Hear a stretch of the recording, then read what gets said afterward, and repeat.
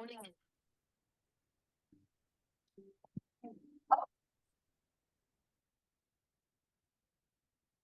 Hello. Hello, everyone. Give you a couple of seconds for you to get seated wherever you are. Grab a beverage or a snack. For me, it's snack time. So if you have fancy wines or cheeses, feel free to break those out too. We're going to have a really good discussion, presentation with Steve. And so for those here, just to know, like, we are going to record this this presentation. So if any of your friends and colleagues were not able to make it at this time, no worries. We will be happy to have this replay available for folks to be able to review later. But thank you all for being able to join. And so I have my team here, Sri and Morgan, who is going to be assisting me and us during this presentation.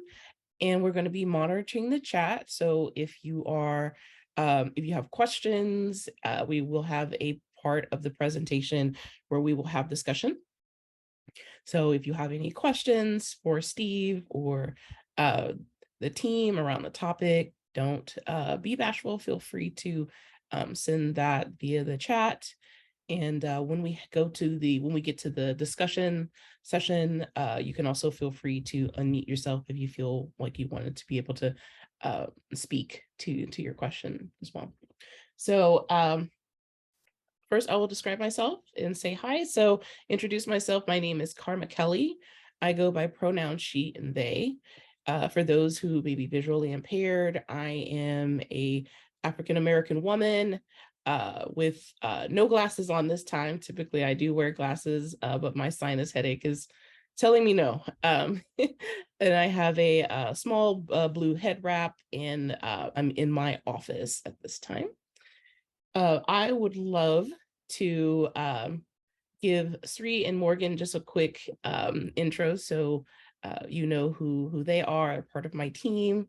So Sri, why don't you say hi? Hello, I'm Sri Savitha. My pronouns are she, her, hers. And I'm an Indian woman. I'm sitting on my couch in a black badass romance author t-shirt that I got through the Inclusive Romance Project. Awesome. Hi, my name is Maureen Ruth. I am the tech support, chat support, anything you need behind the scenes, I'll be operating that. I'm also wearing the Badass Romance author merch, which you can get, and I'll have some of the links in the chat if you would like a t-shirt too. Excellent. Thank you both. All right, so without further ado, I would like to introduce Steve. So Steve Ammidown is a romance historian and collector based in Bowling Green, Ohio. He was the Kathy Lynn's Librarian of the Year in 2019 and shares what he learns about romance on his social media channels, as well as his blog, romancehistory.com.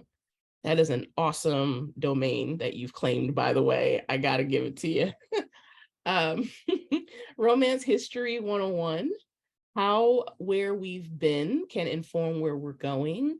And I was so excited to work with Steve on this for the Inclusive Romance Project. I really big proponents of learning our history so we can get an understanding of, where we are now, what the progress have happened, and then kind of gives us insight into where we can go next.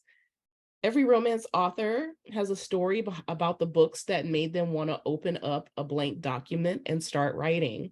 But who influenced our favorite authors? And how were their publishing journeys different from what you're going through? The history of the romance genre is long and twisty, with main characters and villains who have often been forgotten, but still have much to teach us. This presentation will look at the evolution of the romance genre from the early years of the 20th century to today. We'll look at the rise of the genre's most popular publishers, as well as the explosive growth of romance in the 1970s and 1980s, and the personalities and issues along the way. We'll also consider how marginalized groups have carved out space for themselves with varying levels of success in a genre that was hostile to them for decades, and how that influences the way romance look today. So without further ado, I would love to pass the mic to Steve. Welcome, Steve. Thank you so much for having me, and thank you to Karma and the programming committee for inviting me. I obviously love this topic, and I love getting a chance to dig into it with people. As Karma said, my name is Steve Ammidown. I use he, him pronouns. I am a white male with brown hair. I'm wearing black rimmed glasses and a blue t-shirt with no words on it, and horizontal white lines. So let me get my slides up here. Hang on one second. Talk amongst yourselves. Sorry, I'm really rusty on Zoom. It's been a long time, so there we go. Yeah. So I use the phrase peeling an onion a lot when I'm talking about the romance genre and romance history. Because every time I learn something about the genre, there's always something a little bit under the surface that you can kind of scratch at and find another story behind it. There's always another name, another publisher, another controversy that has been long forgotten, but still has something that can inform today's debates about romance. I often like to say that we've been through this before. Every time there is a Twitter argument about romance, it is not new. I assure you of that. I've been peeling at this onion for 6 years or so, since about 2016, so 6 or 7 years, and I'm still learning several new things a week. So I like to sort of caveat these talks with a couple of things. One, assume that every phrase I say has the word "as far as I know" after it, because like I said, there's always something new that I can learn, that you can tell me that is out there that hasn't been uncovered in a while. So I always try to caveat things pretty heavily, and people get tired of it, but I'm like, this is how we have to do this. And also assume that I am not the final expert on this. I'm not the one who knows all. I do this work, I think, in a way to kind of get other people to take up the work as well. I think there's a lot that we can learn and a lot that we can share. There's a lot of authors who are still with us, who are writing 40, 50 years ago, who can teach us quite a bit about the genre. So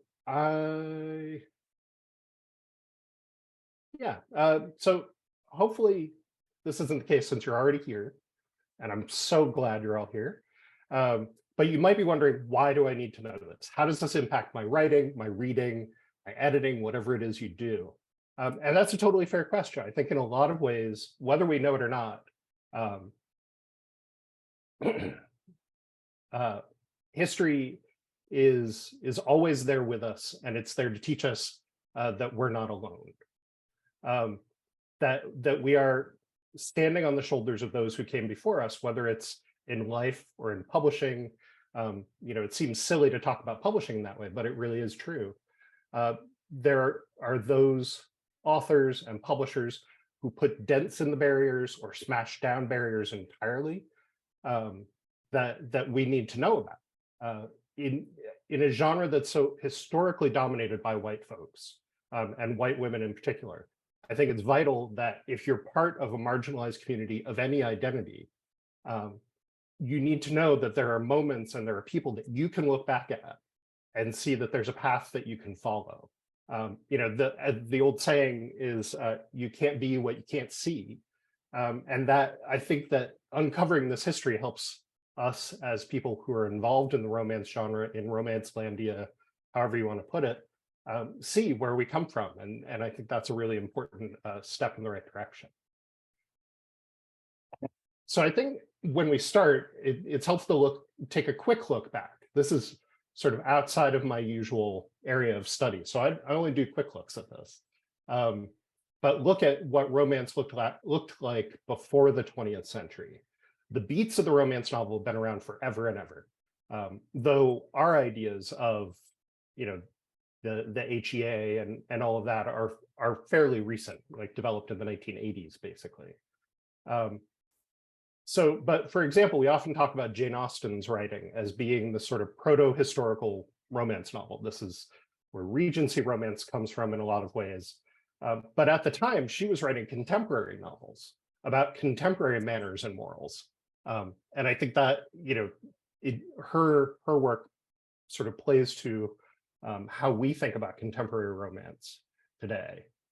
You also had authors like Sir Walter Scott, that old so-and-so, who was writing romances like Ivanhoe. These were historical romances, it's really an adventure novel with romantic elements, if you were going to enter it in the old Ritas. Actually, Ivanhoe, it's a fun fact, gives us our first fictional look at Robin Hood. He's a minor character in Ivanhoe. And in 1883, so 70 years later, American author Howard Pyle writes the Robin Hood story into its own novel. And then in 1892, Francis E.W. Harper, who was primarily known as a journalist at the time, writes what, as far as we know, is the first novel by a Black woman featuring Black characters. It's a novel mainly about passing. It's a novel about post-Civil War life, but it does include a Black couple having an HEA, and is really the first such example in American publishing. All of these are not romance novels specifically. We wouldn't consider them romances today, but each had a really big impact on the formation of the genre. But let's fast forward a little bit. Let's jump to the 20th century. So Mills and Boon dawned with the 20th century. They were formed in 1908, began as really just another book publisher. But in the interwar years, in the 20s and 30s, they noted that British women were seeking more escapism. And so into their novels crept more romantic themes, and more romances were sort of part of their catalog. As it's long been the case, women were the greatest portion of fiction readers at the time. And so it was a capitalist decision. It wasn't them trying to pander to women. It was, they thought they would sell more books. American publishers were doing this too. So on the slide here, you see the cover of True Romances from June of 1924, which was published by McFadden Publishing. And this was one of many pulp magazines that were focused on romance at the time.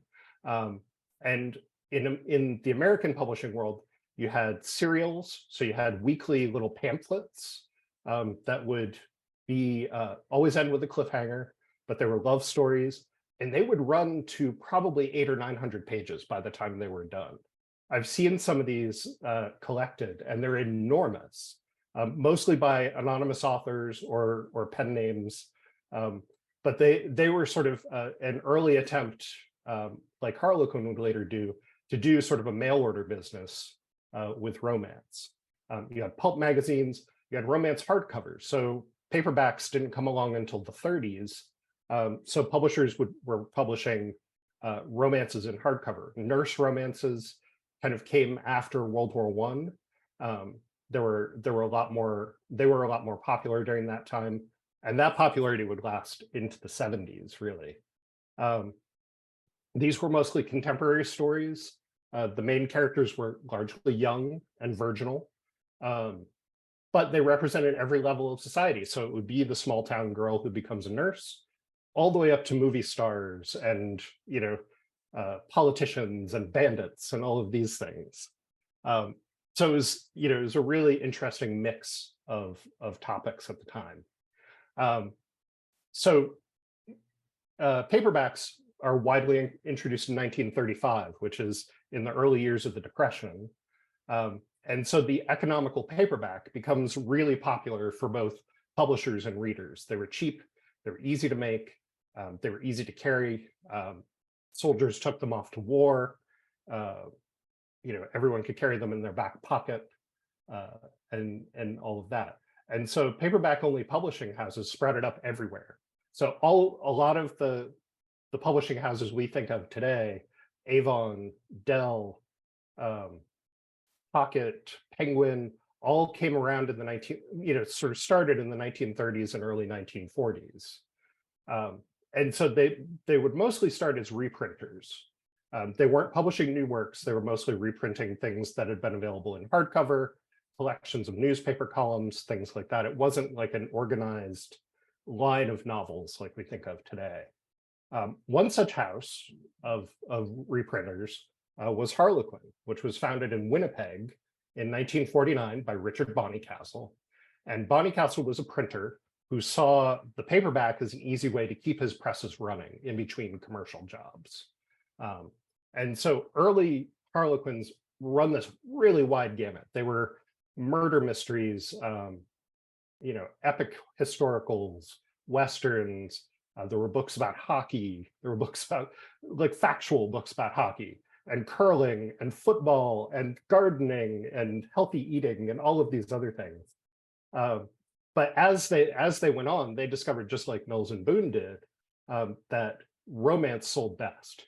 So as the 40s went into the 50s, they were getting to a point where they were mostly publishing romance novels, nurse romances, travel romances, things like that. In 1957, through a handshake deal, so there was no written contract for this, Harlequin becomes the exclusive North American distributor for Mills and Boon books.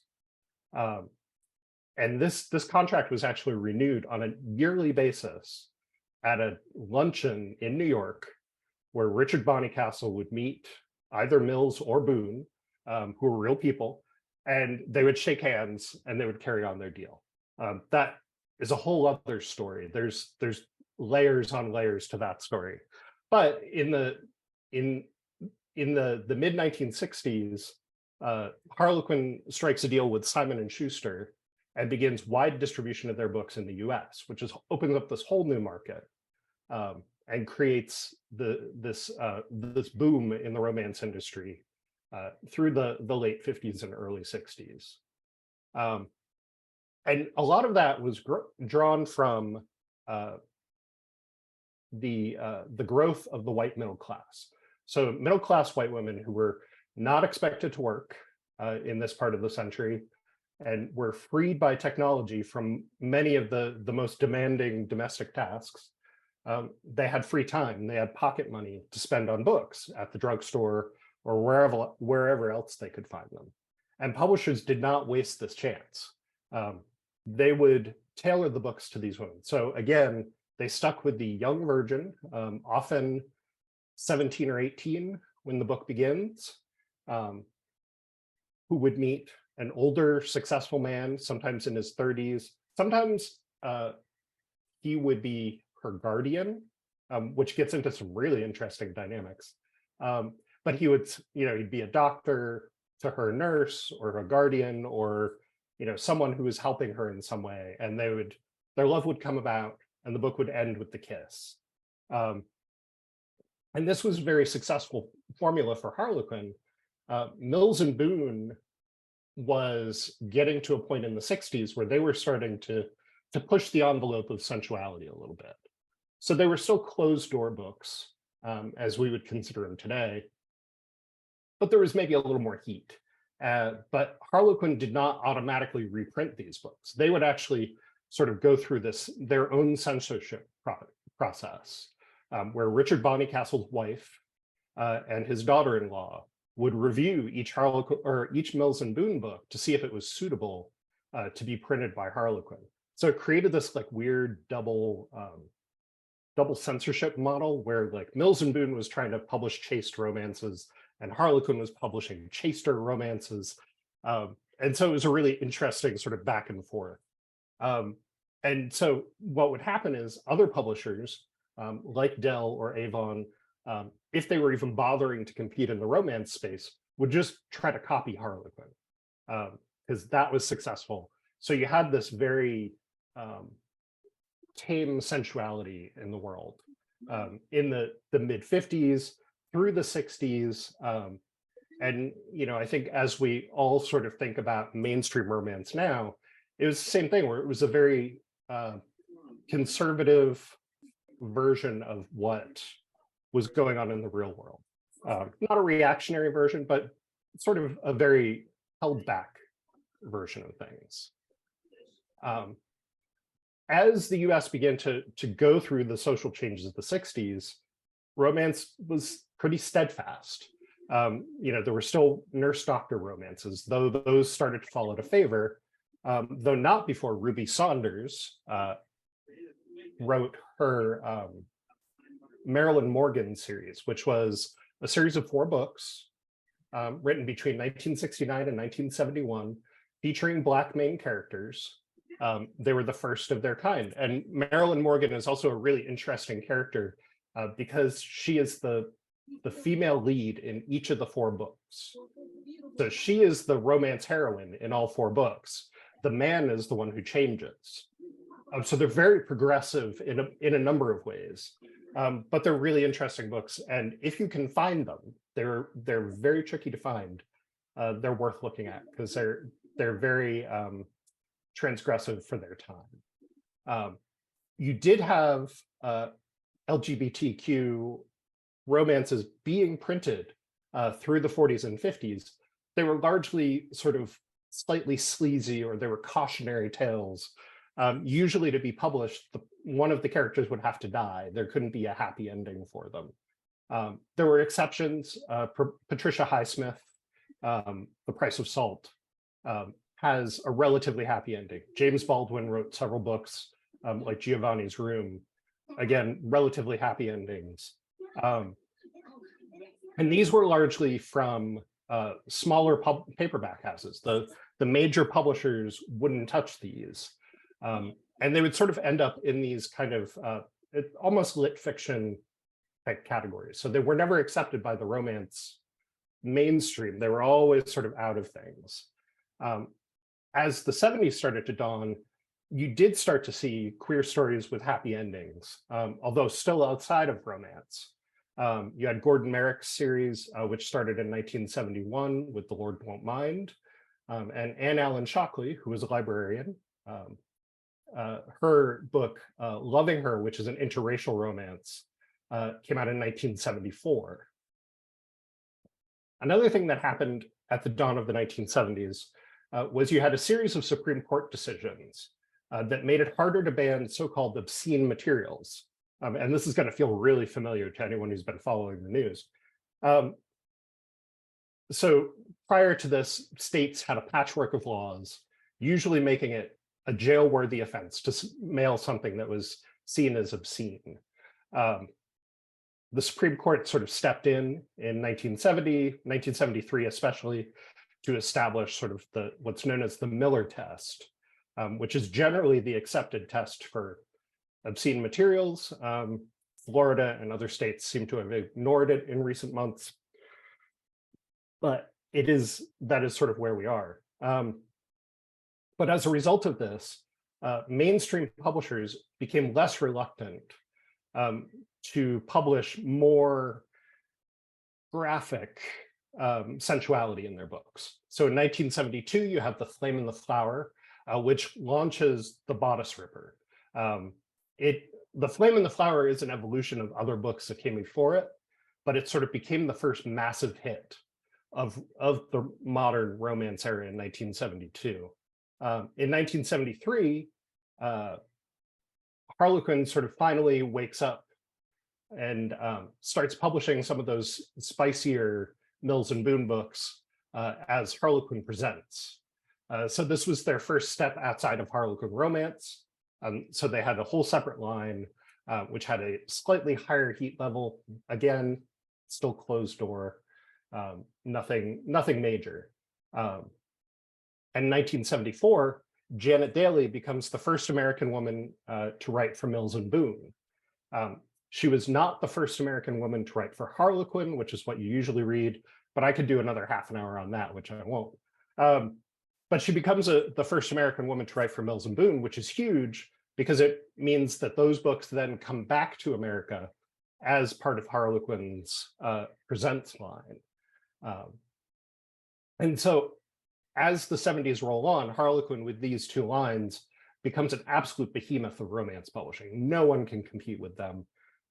You had Avon and Ace publishing Gothic romances and nurse romances that were very successful on their own.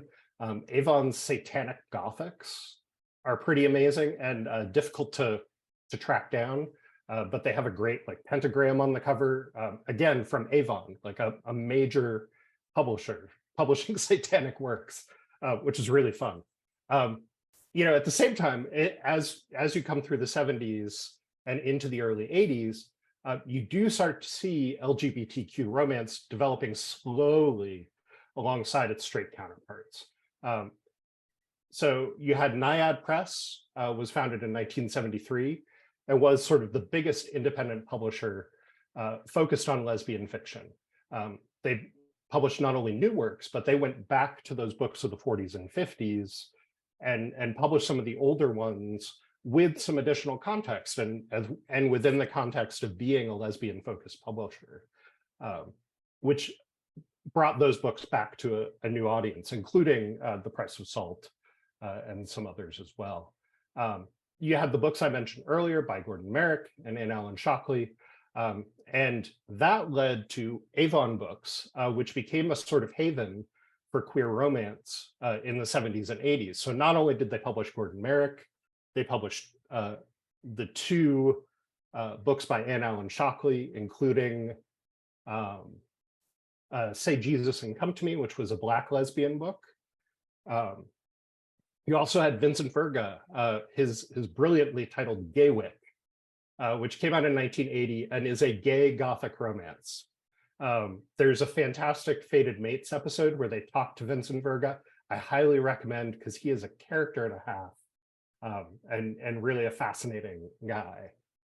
You also had Elin Harris publishing his book Invisible Life in 1991, which was reprinted by Doubleday in 1994, which created his career of books that found widespread acceptance and success, talking about the lives of gay Black men, which again had never happened before. So I think it's a really fascinating sort of side thing.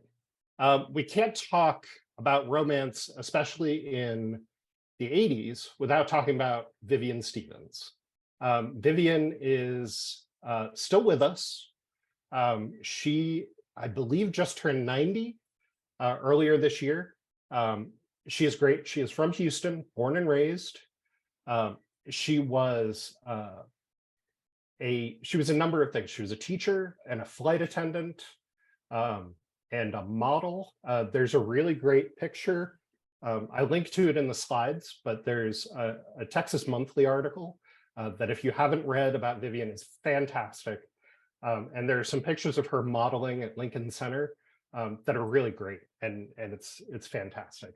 But in 1978, she was 47, and she had been working at Time Life Books and was tired of it. So she went to Dell Publishing and asked for a job, and she got it.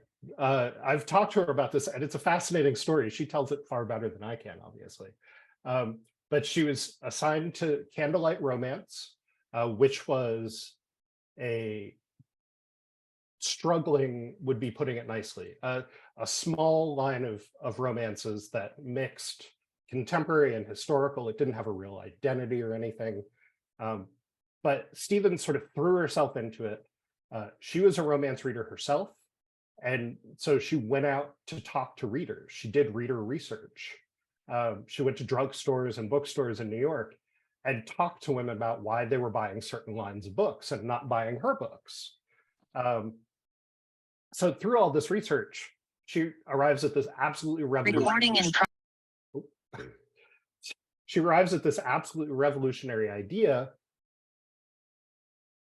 take the historical romance sensuality, the bodice rippers, and bring it to contemporaries. So these were shorter contemporary books, that were, I want to say 150 pages or so. So they're categories, they're quick, they're fast. But they had been incredibly chaste to that point. So she did a test title, which was by Amy Lauren, and it was called, oh gosh, it's escaped my mind. Morning Rose, Evening Savage. This is a bonkers book. If you like bonkers category, these early candlelight ecstasies and candlelights are just right up your alley. But so that title sold out of its first run. First time that had happened for candlelight ever. So that led to the creation of Candlelight Ecstasy, which had that extra sensuality. The covers were more sensual. The early cameos for Candlelight Ecstasy are really beautifully done, but very tiny. I wish they were much larger. But it helped launch authors like Jane Ann Krentz and Sandra Brown into superstardom. And really, it became this overnight success almost.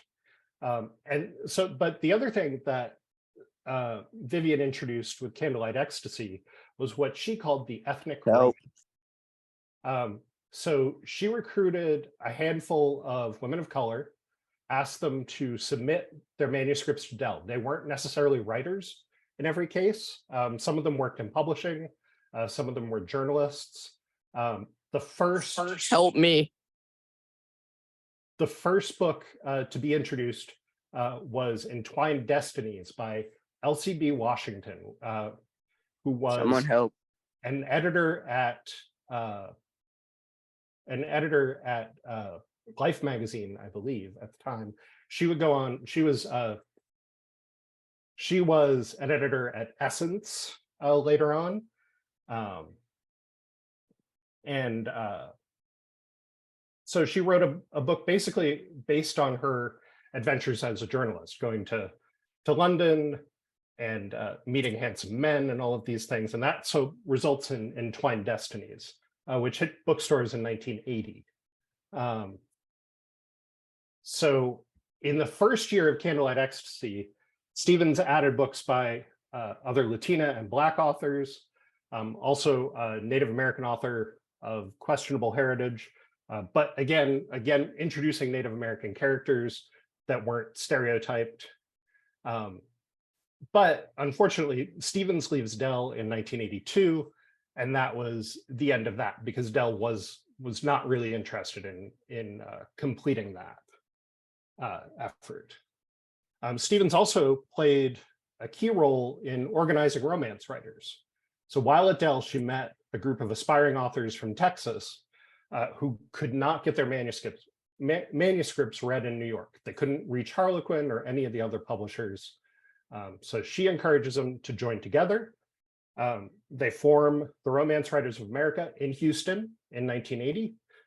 Stevens gets credited as a co-founder, and her sister Barbara was one of the group's founding board members, along with candlelight writer Selena Rios Mulan, whose husband Buddy Mulan would go on to design the RWA Rose that was the organization's logo throughout the 80s and 90s. In a questionable series of events in 1983 or so, foreshadowing what would happen a few decades later, those original women of color board members left and were replaced by white members. And the organization ended up disavowing Stevens for several years until they came to their senses in the mid-80s. But they still, would not really acknowledge her as their founder. So in 1983, she's hired away from Harlequin to launch Harlequin American. They were impressed. Harlequin hires her because of her success with Candlelight Ecstasy. They want to create this American line that is bigger, so it's sort of Silhouette special editions length. And Harlequin needed these new ideas because Silhouette was hammering them in the markets. So Stevens brings several authors with her, including Selena Rios Mulan and a new talent named Sandra Kitt. Kitt's second book for Harlequin American, Adam and Eva, was Harlequin's first book with the Black main character. In 1984, actually, it was a year later, she left Harlequin under sort of questionable terms. Harlequin did not like her style. As I said, she's kind of a pistol, so I'm not entirely surprised. She's pretty fantastic. So she stayed in publishing for a long time. In 1994, she was the agent for a young historical romance writer who was looking to break through. And that was, of course, Beverly Jenkins, who Stevens connected with Avon to launch her first book, Night Song, in 1994. I lost my screen. Hang on. There we go. So Stevens was not the only Black woman to find success in romance in the 80s. I mentioned Sandra Kitt, who became a regular author for Harlequin during the decade, although the publisher declined to buy any books she wrote with Black characters. They would only publish her white characters. Chassie West would become known for her Leanne Warren mysteries later in her career, but began by writing YA romances for Silhouette under the name Tracy West, including 1982's Lessons in Love, which was the first YA romance by any publisher with Black main characters. You had Veronica Mixon, who was an editor at Doubleday, and took over their Starlight romance line in the late 70s. In 1984, she publishes A Toast to Love by Vivian's sister, Barbara Stevens, and All Good Things by Sandra Kitt, which are the first two Black romances to be published in hardcover. Starlight would publish a number of Black authors after that, including Donna Hill, Rochelle Ehlers, and even Vivian Stevens, who co-wrote a book in 1988 called Final Summer with journalist Angela Dews.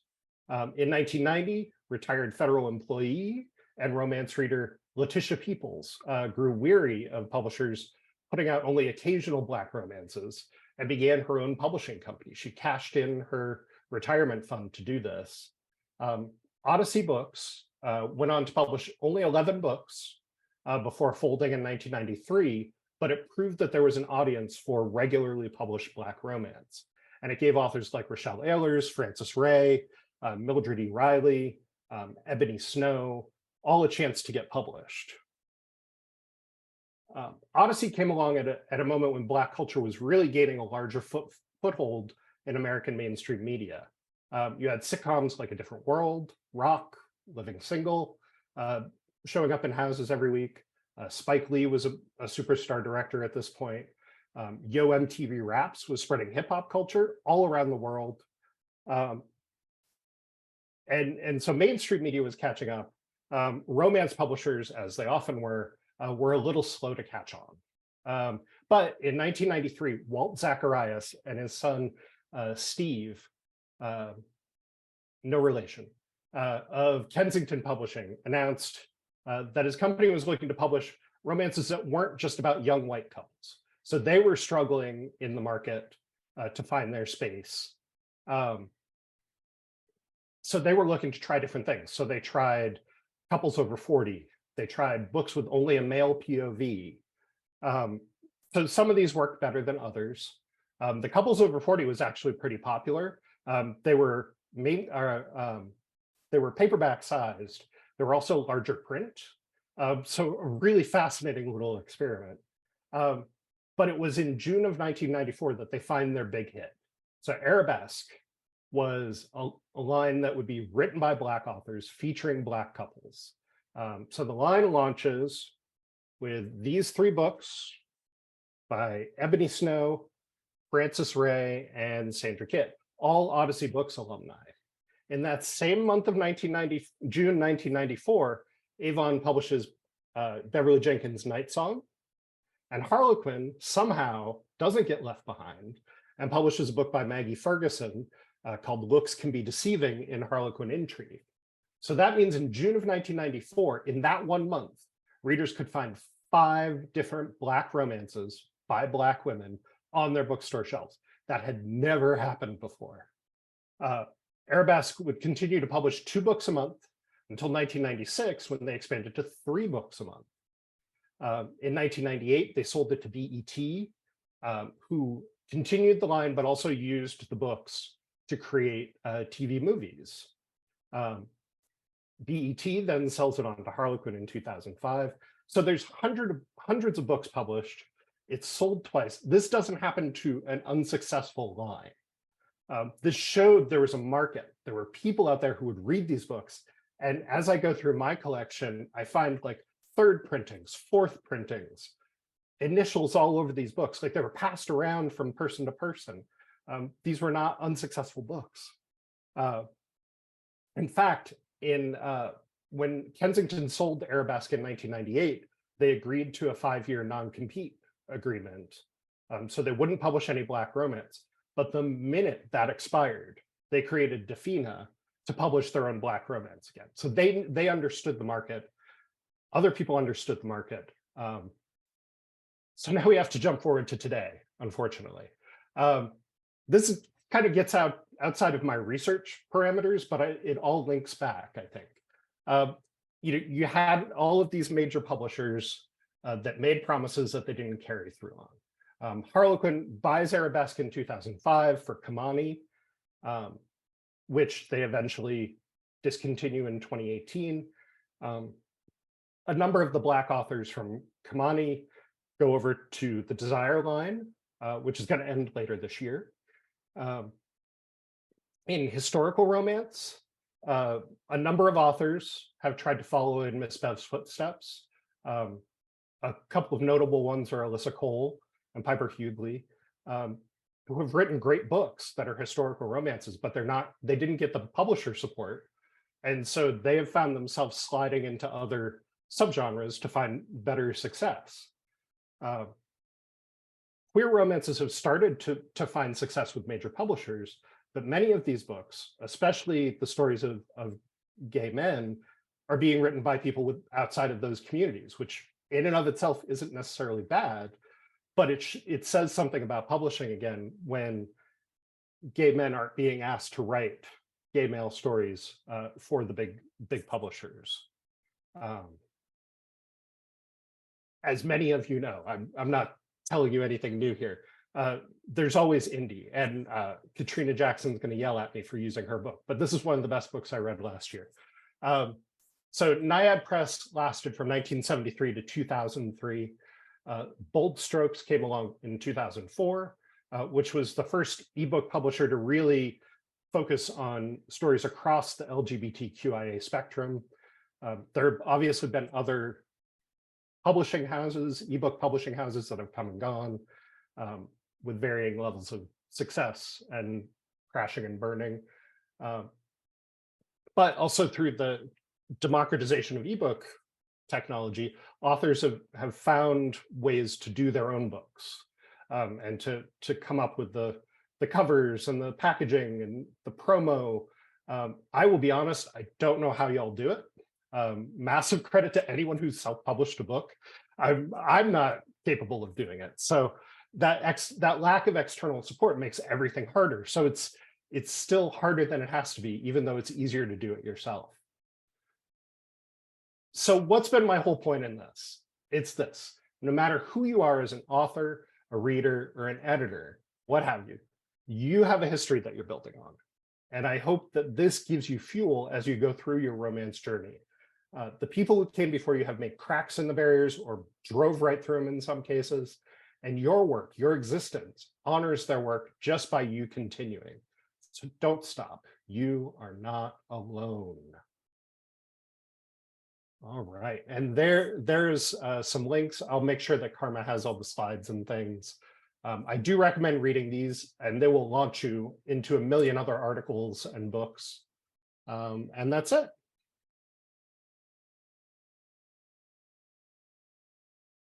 Thank you. Thank you so much, Steve, for that presentation. There was a number of things that I was like, I did not know that. Like, and it's funny, just this is my aside. The first thing that popped in my head around Mills and Boone and Harlequin a while back. We had a pitch event that we worked with Mills and Boone, and I got confused around Harlequin and Mills and Boone. I was like, I wonder how those two even connected. And you kind of gave some insight to that. And I also think it's hilarious, but also not surprising that Mills and Boone were a little more progressive in terms of sensuality versus our super repressive US when it comes to that kind of content. So that's awesome. So I want to see if there are any questions that have popped up from the group that wanted to ask Steve.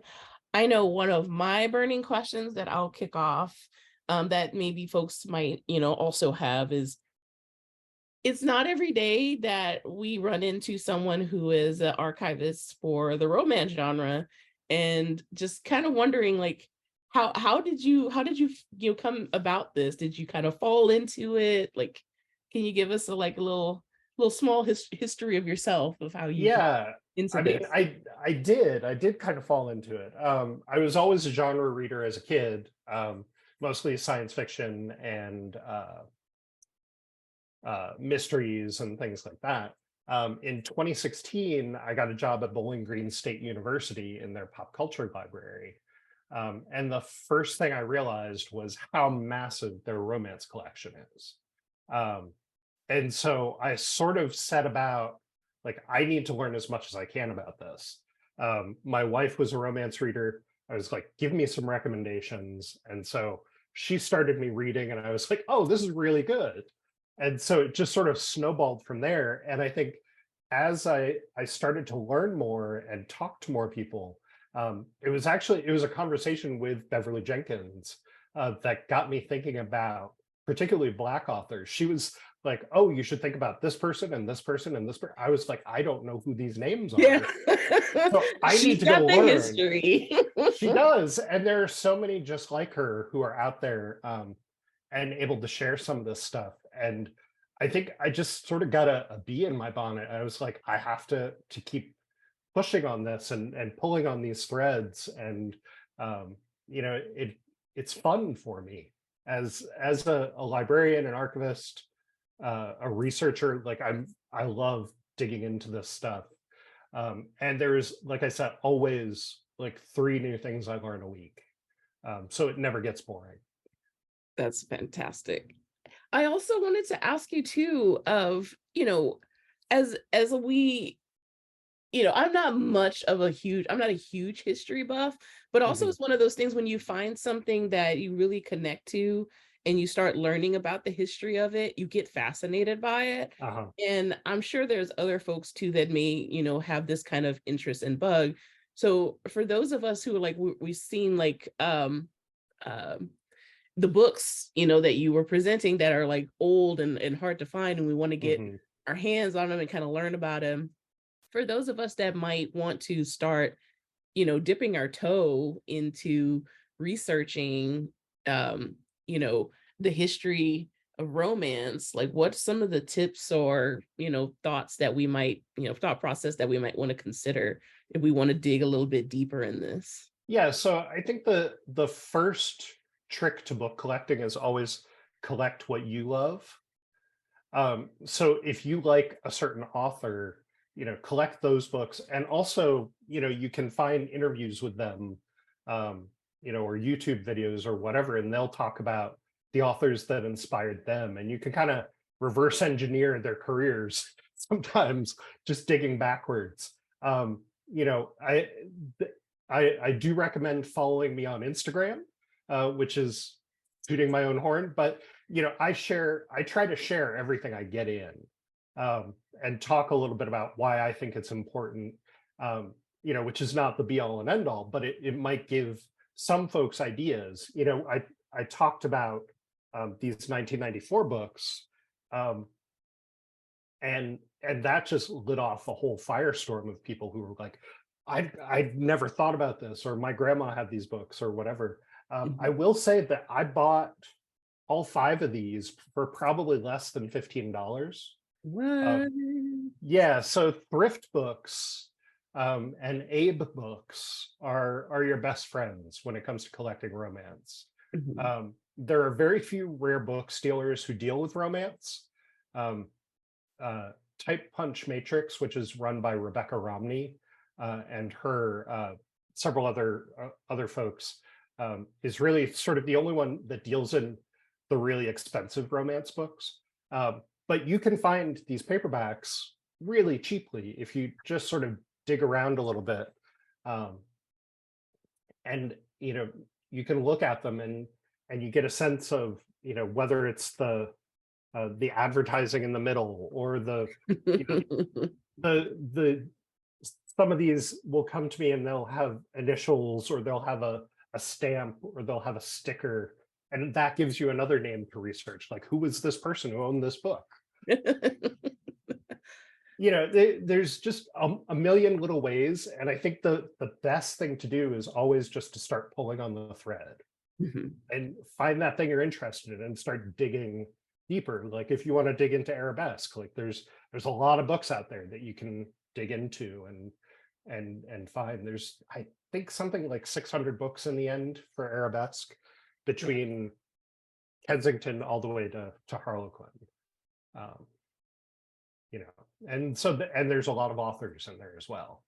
A lot of That's authors true. were there were a lot of one and done authors. There were a lot of authors who wrote for years, so there's lots of different angles to get into it. That's actually a really good point. Like there's some authors who have, maybe done one book or maybe one or two books and, moved on. And there's others that have a number of them, but each one of them is a thread, right? Yeah, So, yeah.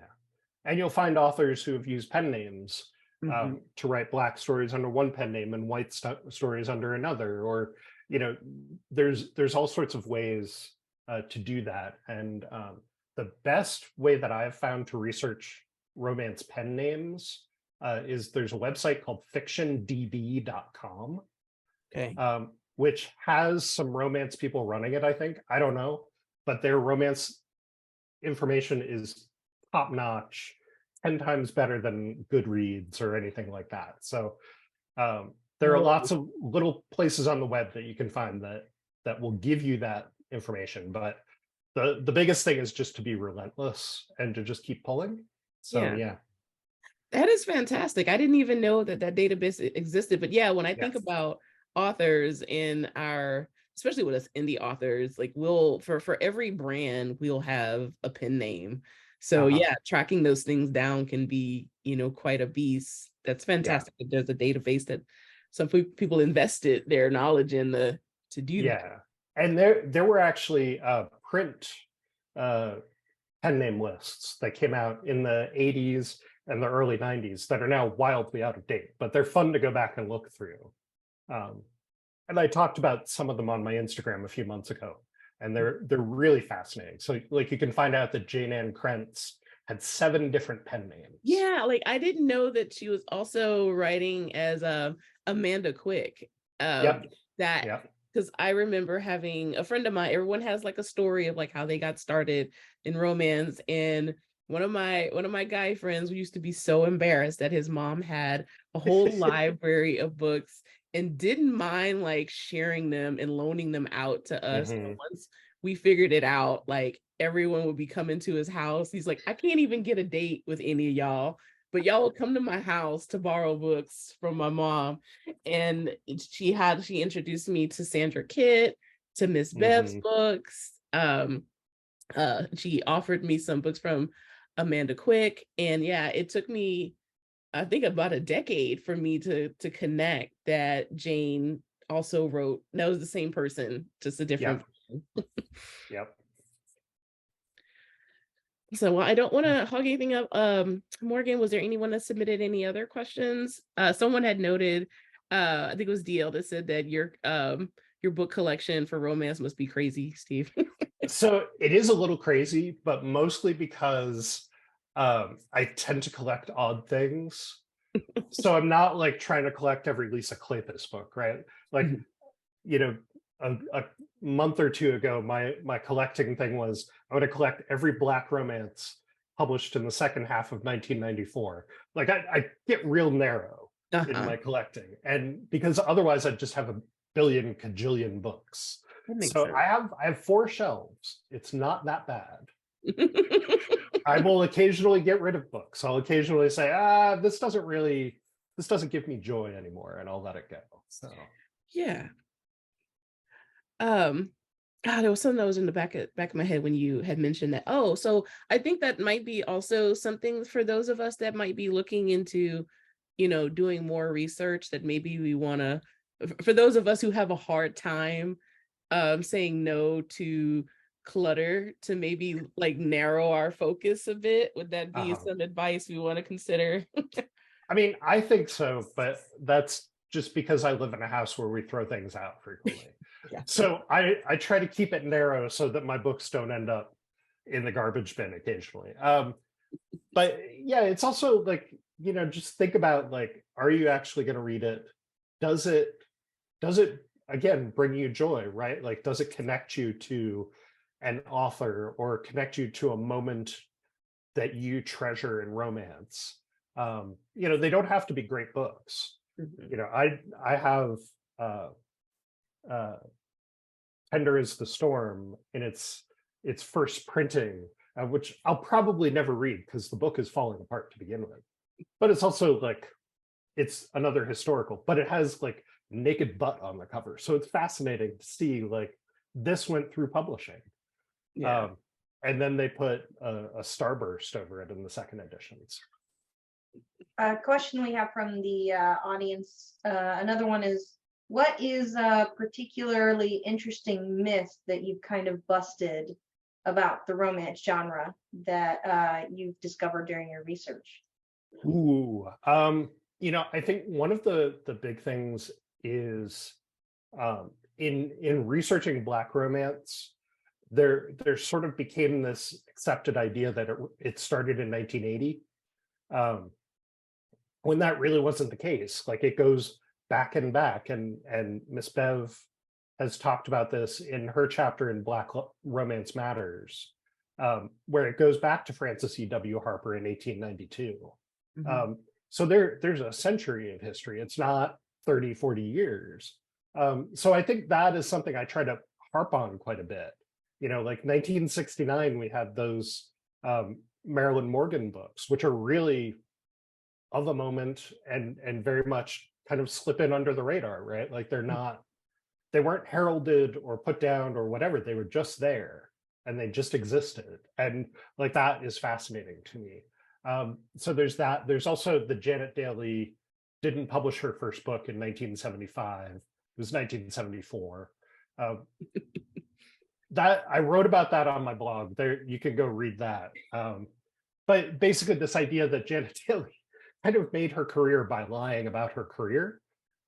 So she wanted to be the quintessential American author. So she said that Harlequin published her first, not these, the British folks at Mills and Boon, things like that. So there's always little things you can kind of take down a peg and talk about, even something like the history of the HEA. We've talked about it as this hard and fast rule, but it really didn't come about until the mid 80s. Yeah. As any kind of rule. It was just a thing we expected, but it wasn't always there. It was, there were sexual assaults in the book, or there were things that made it a not happy ending. Yeah. That we just accepted. And then it became the hard and fast rule that, the pitchforks come out. Yeah. But I think this is all the more reason too why understanding the history of something is so important, especially if it's something that you love and you want to write. Is we, often in the Twitterverse too, we often get kind of tired when there's someone who claims to be the first person to do something, especially in the romance community. And a lot of times that points to some ignorance there, right? Because it's very hard to assume that you're the first one to do anything when a genre has been as long spread as what it has been. And a lot of it is just because we know about the romance genre based on when we first enter it, right? So Right. I got introduced to it in the 1990s, but everything prior to that was I didn't really know.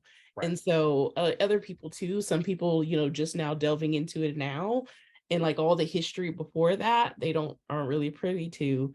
So Yeah. I think that's why it's so critical for if you love the genre, if you love writing it and you like to see it succeed, this information of knowing where it's been and the progression where we are now can only help inform how you be a better writer, in my opinion. Absolutely. And, I think there's always something. And I think if you are curious enough to be a writer, you should be curious enough to dig into what came before, just to understand it, even if it's not like, you don't have to write a book about the history Mhm. of romance, but you can at least sort of understand, like, oh, this is where Regency came from, or these were sort of the problematic racist authors in Regency, or whatever. So like you can kind of dig into this from a lot of different angles, and see um, where what you're doing came from. And I think that's really helpful, to sort of understand again that you're not alone. Like you don't have to reinvent the wheel. It's not necessary. There are beats you can borrow from. There are people you can look up Yeah, to. All of that. absolutely. All right. Well, thank you so much, Steve, for this awesome presentation on the history of romance. And thank you all for participating and, attending the event. Thank you very much for Morgan and Sri being my keeping things in check and removing Zoom bombers as quickly as possible. It's one of those things that you have to keep an eye on when you have an open event. Uh-huh. But hopefully it didn't disrupt everybody too much, and we were able to put the kibosh on it pretty quickly.